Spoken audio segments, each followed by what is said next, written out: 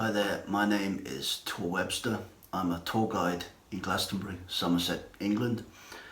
And I want to talk to you about King Arthur today and some of my many ideas on King Arthur and the story of King Arthur. I always say on my tours there are as many stories of King Arthur as there are people telling them, which makes this story, amongst others, one of the greatest stories to man. Now, what does the story mean? So we got a king, King Arthur, and we've got the 12 knights of the Round Table. We've got Queen Guinevere.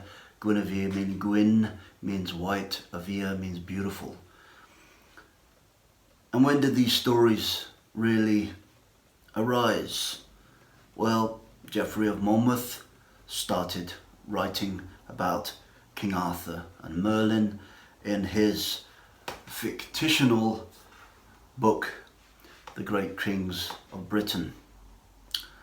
And then out of the early medieval times in the 1100s, we had Malory writing The Death of Arthur, we had Percival book, and some others that came from that time.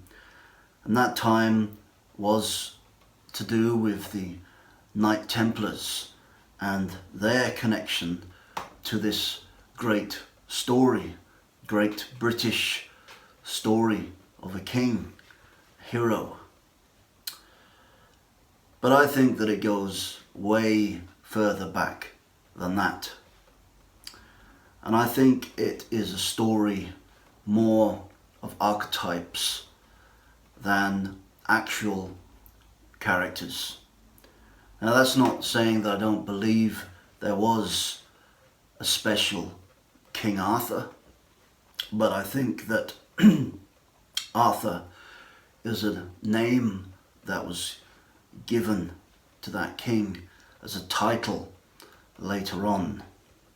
And Arthur means bear, art, bear, a Celtic terminology.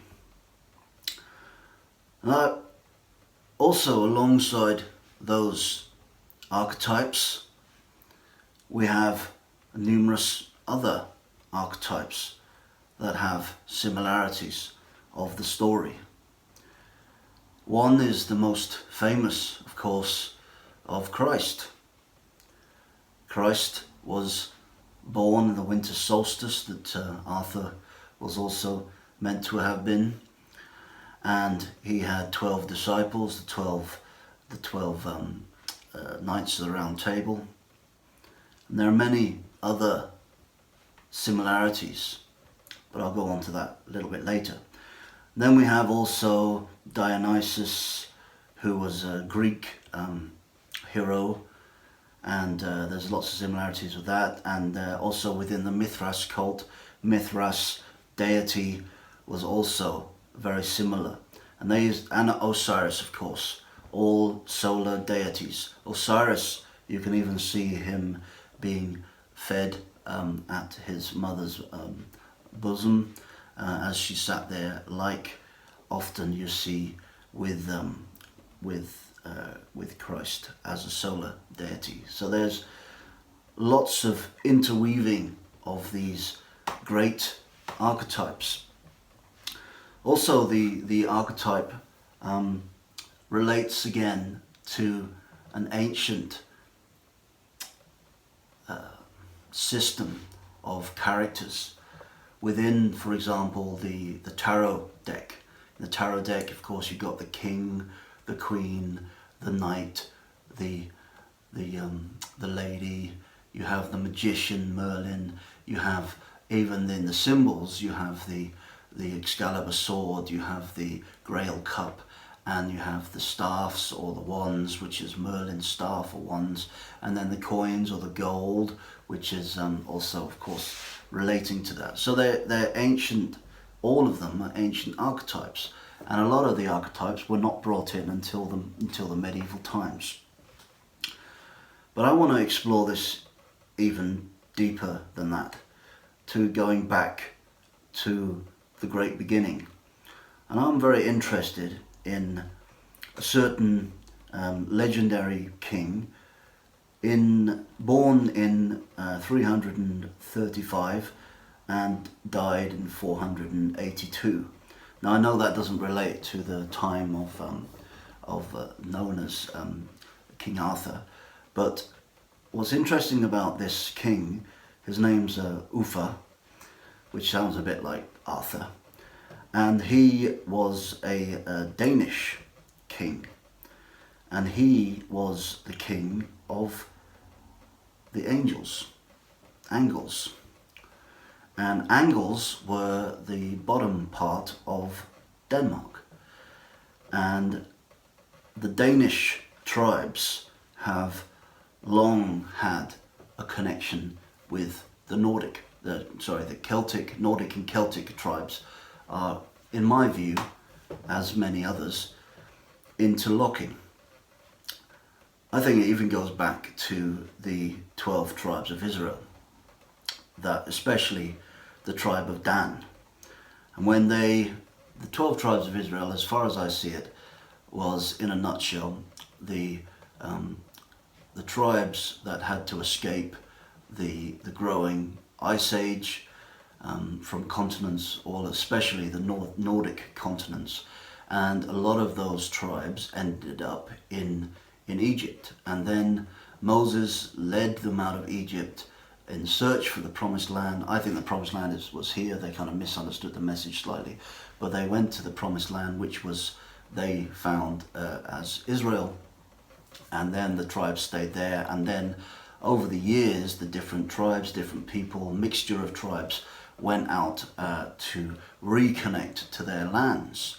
And the Celtic regions are very interesting because they go through France, Cornwall, Wales, Ireland, Scotland, and I think that these tribes went through there and ended up in what is now known as Denmark. In Danish, mark is land, and Dan, the mark of Dan, we got Sweden. And in Ireland, for example, we have Tuatha de Danu. So that meaning the people of the goddess Danu, or Dan. And Dan was, of course, a tribe of the Israeli tribes. And also Dan was a name connected also to these early Danish kings from the 4th century and 5th century in England that settled after the Roman occupation. And there's also a connection to the Roman occupation because it's said that King Arthur saved Britain from the Roman invasion, and also the the Saxon invasion. And the Saxon invasion was actually, a lot of the Saxons were actually Scandinavians, and the Saxon traditions were very similar to the Nordic traditions of Odin and Freya and Tor. They called him Woden and Freya and Tor. So there wasn't much separation. These are all ancient concepts. So the tribe of Dan is very interesting, and also the connection to the Saxons. And Saxons, I was told, means sons of Isaac. So again, we've got the Isaac tribe. And above the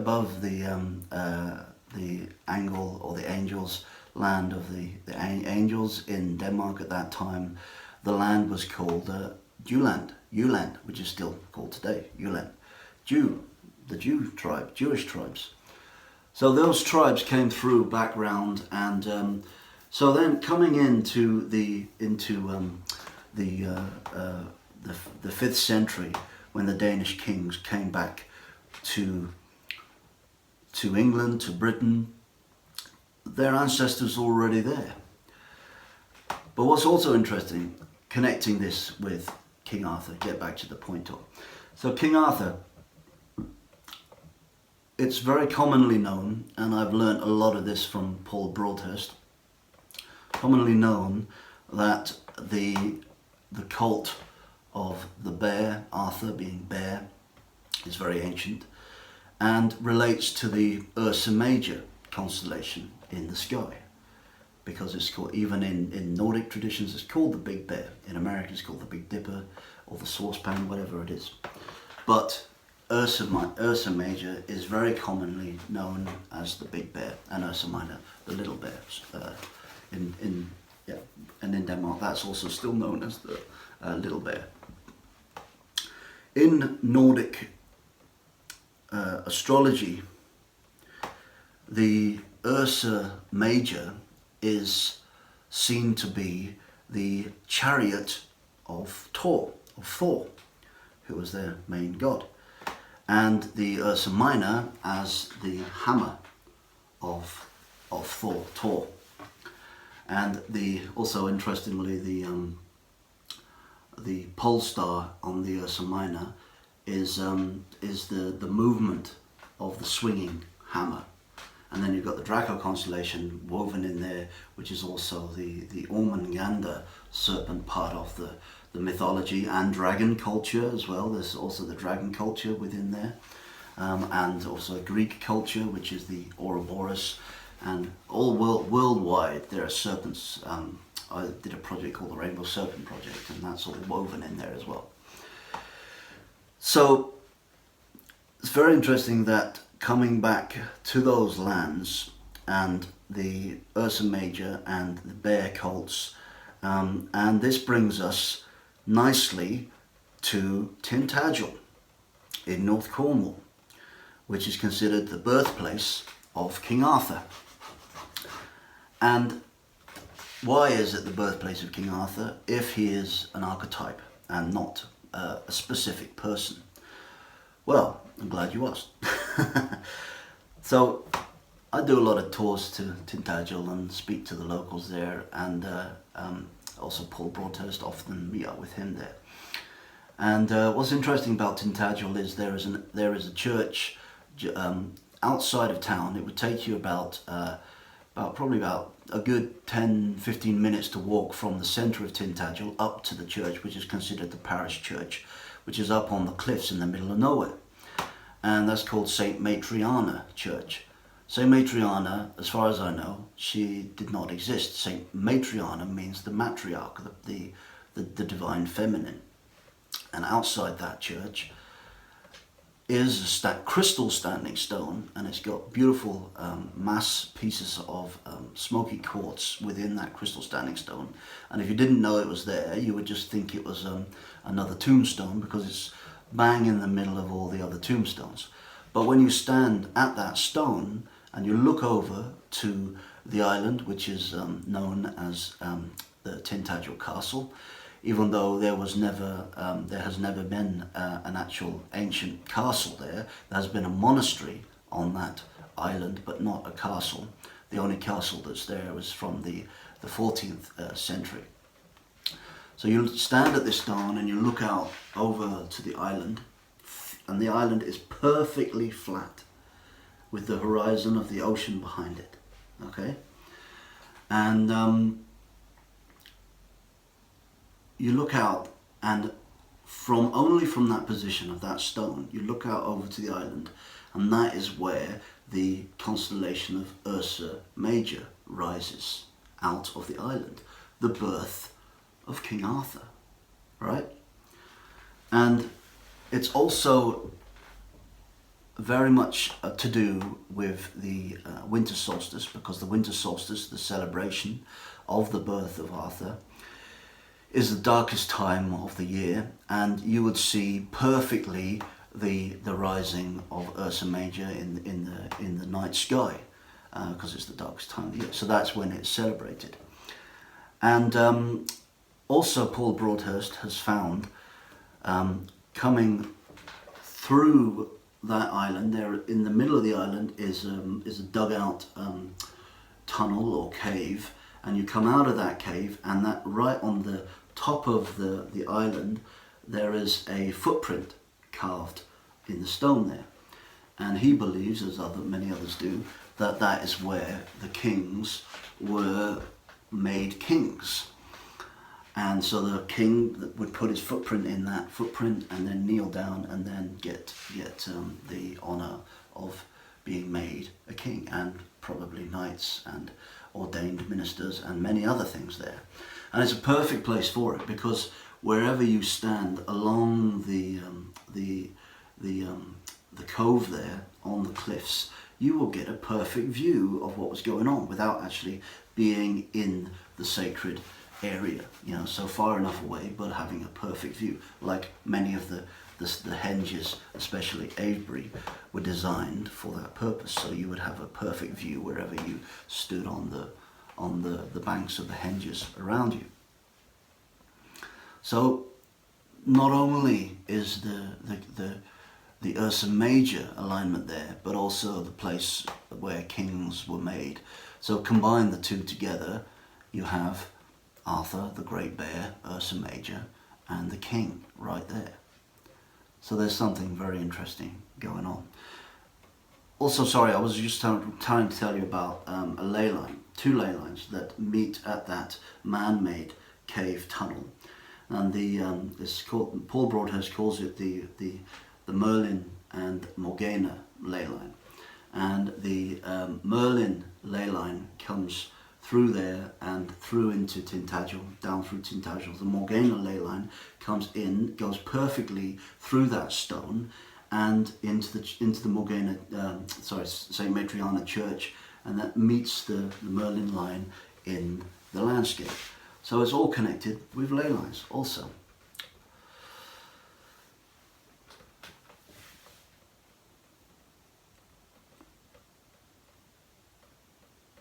Also in that church, in the carvings, there's only two carved heads there, and they're of animals. One, looking out to the stone, is the head of a bear, and the other is a goat's head, which is Capricorn, which is the winter solstice, astrology. And the astrology theme continues also into the Merlin culture, and also the archetypes, also the synchronicities of the archetypes of Christ and other solar deities. The father, for example, Christ's father is God, and Arthur's father is Merlin, who's a kind of a divine being in many ways, seen as a divine being.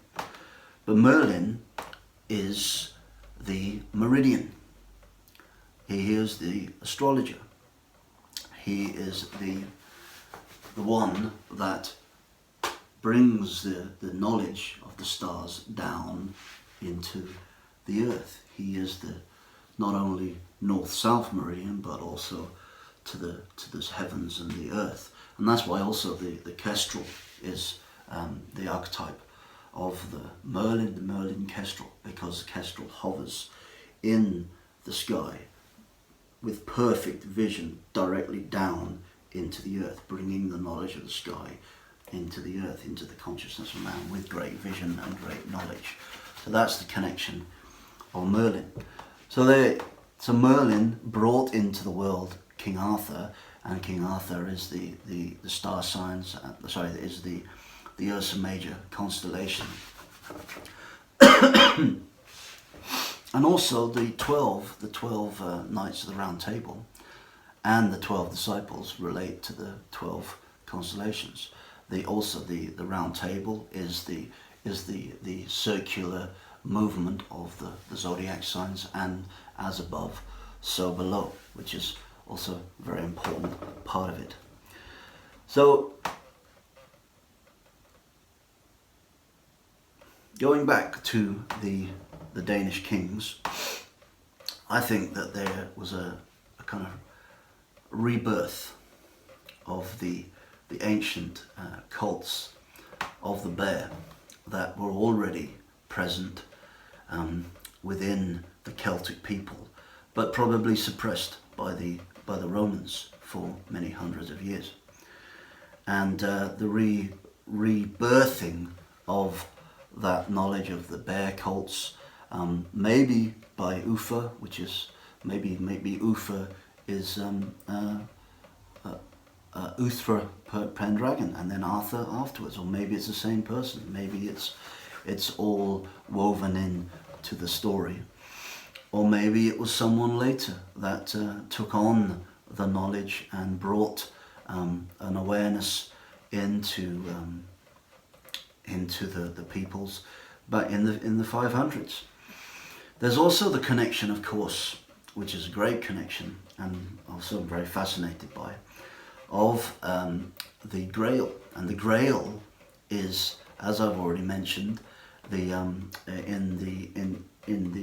symbolism, and the Grail represents the divine feminine, and of course Excalibur represents the divine masculine. So you've got the balance of the divine masculine and the divine feminine already there. And the divine feminine, of course, is a huge theme within the later King Arthur stories.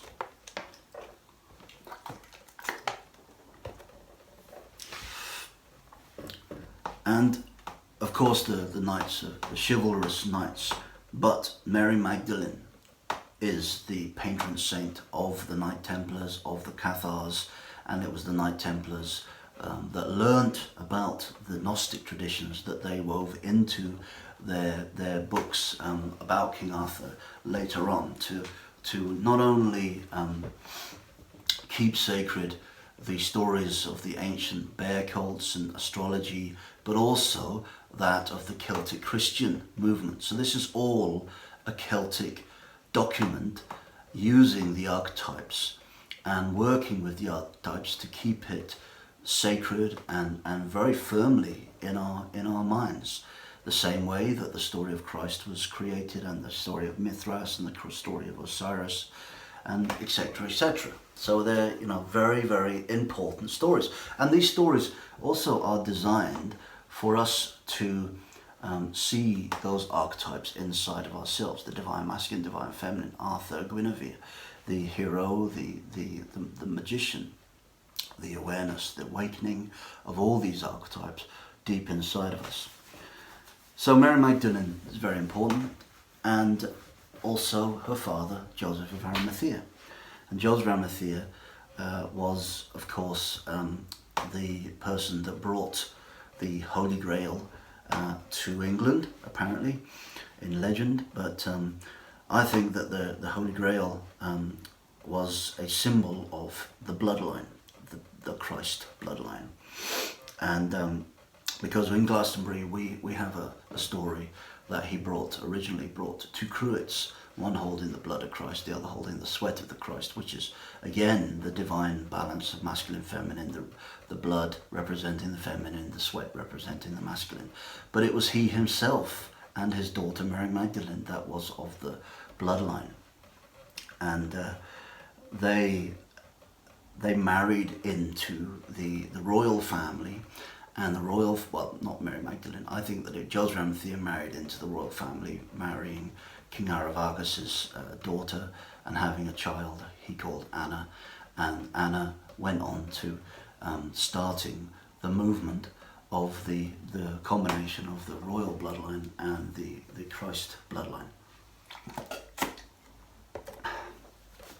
And of course, the King Arthur was of that bloodline. He was a Celtic, Nordic ancestor, because they spread out all over Europe. This idea that we're all very kind of, limited and boxed in, is very much a more modern kind of idea. The tribes were spread out all over the place, and their ancestors all over the place, especially in the royal families across Europe. Celtic Europe, however you want to see it. There's many different names. And that bloodline brought the awareness to these kings titled Arthur, the Bear Kings. And the story of King Arthur of becoming a Christian is very interesting, because he, so they say, was staying with a group of women, spiritual Celtic Christian women living on the Beckery Mound in Glastonbury, and 3 nights running he had a vision to go into the chapel, and he went into the chapel, and there he saw an apparition of a divine woman who he called Our Lady of Glastonbury. And then within the abbey there, he built a shrine to Our Lady of Glastonbury, and that was the connection to the divine feminine. That's where it all began, and that's when he came out of his so-called druidic Pendragon bloodline, or his line of the Pendragon, not well blood as well, but they're all interwoven, and realized that part of his bloodline was that of the Arimatheans and the Christ bloodline. So he this awareness really inspired him to come into the Celtic Christian world and put aside his druidic culture. Well, actually embrace the two. I believe that it was a working together, and realize there was no separation. It is not it's not important to have a them and us. It's basically more important to find a unity, a thread throughout all beliefs and all traditions, because they are all one. They're all about love, basically. It's all about love. The uniting of the masculine and feminine is all about love. And so he realized he was of that bloodline, and he supported that. And then we have Bridget coming in there, because today the Beckery Mound, where he had his vision, is now called the St. Bride's Mound. And this relates to the cult of Bridget. Bridget, the story of Bridget is very interesting as well, and interwoven into this. The story of Bridget was that in the Dark Ages, we don't really have dates for this, but in Ireland, a Celtic Christian priest was doing a service, and then this couple arrived with their child, their daughter, and he looked and he said, "Mary has entered the building," because he saw the energy of the Marys. Mary is a title again, meaning divine feminine. Mary the Mother, Mary Magdalene, Anna Maria. They're all representing the matriarch, the Mary, the divine feminine. But he felt the energy of Mary Magdalene, is what I believe. And that girl grew up and turned into a kind of legend herself. Maybe there was no girl, maybe there was no woman, maybe there was no Bridget. But Bridget means bride, the bride of Christ. Mary Magdalene, bride, bridge to different dimensions. And the name Britain comes from Bridget. So the divine feminine within the Celtic Christian Church again was supported and encouraged and moved forward, because the Celtic Christian Church, as the opposite to the Catholic Church, was founded on the divine feminine. Mary Magdalene was the founder of the Celtic Christian Church, and I believe Christ supported her and helped her from spirit to do that after he moved into spirit himself. So that's brought us to the conclusion of why King Arthur, and I do believe there is a king who is King Arthur in title and archetypes that was buried in Glastonbury Abbey. And whoever that is, whatever time it happened, the reason he chose to be buried there with his bride, who, whatever her name is, again, I believe that Guinevere is more of a title. They chose to be buried in Glastonbury Abbey in that position, because that area was one of the 12 huts in a circle around the original wattled church built in 62 AD by Mary Magdalene, by Joseph Arimathea, by the 12 that came from Israel to Glastonbury, creating Glastonbury as the New Jerusalem. And they lived in these huts, and area that King Arthur and Guinevere were buried was the hut of Joseph of Arimathea, and that was found by Frederick Blythe Bond, who was the archaeologist employed by the church to in the Victorian age to find out what was there in Glastonbury Abbey, because it had been destroyed in 1539 and everything had been lost, the building, the paperwork, the knowledge.